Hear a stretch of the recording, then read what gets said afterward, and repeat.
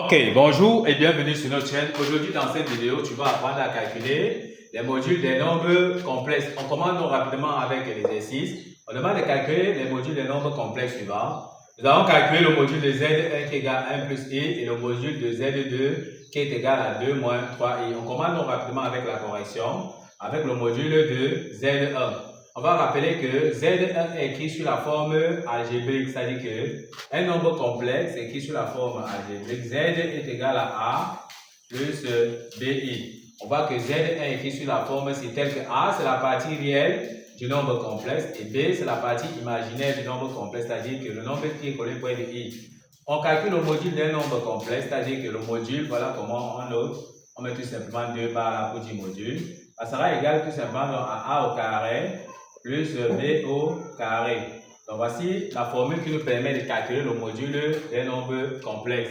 Lorsque nous regardons donc Z1 ici, on voit que Z1 est sur la forme algébrique, c'est-à-dire A plus BI. La partie réelle de notre nombre complexe Z1 ici, on peut avoir que A est égal à 1.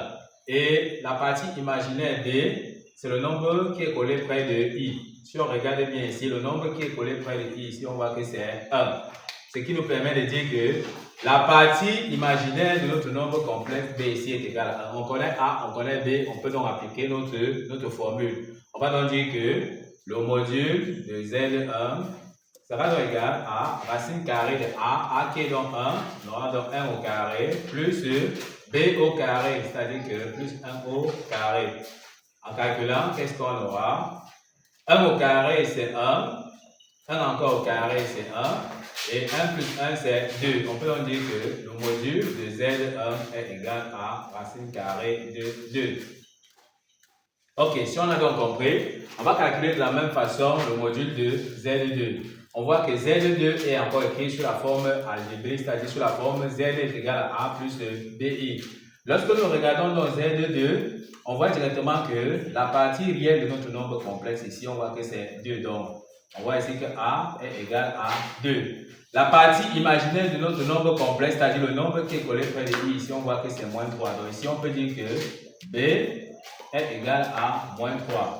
On connaît donc A qui est la partie réelle, on connaît la partie imaginaire qui est donc B qui est donc moins 3. On peut donc appliquer notre formule. Donc on va dire que le module de Z2 sera donc égal à racine carrée de A au carré, c'est-à-dire que 2 au carré, plus B au carré. B c'est moins 3, plus moins 3 au carré.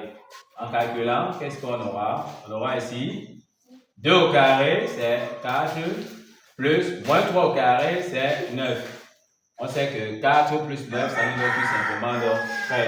On peut donc dire que le module de Z2 est tout simplement égal à racine carrée de 13. Donc, voici le résultat. Si vous avez donc compris, on va donc laisser un exercice d'application que vous allez traiter, puis nous laisser vos réponses en commentaire. Donc, calculer le module de Z3 qui est tout simplement donc égal à moins 1 moins I. Donc, n'oubliez pas de nous laisser vos réponses en commentaire. Nous allons voir si vous avez donné la bonne réponse.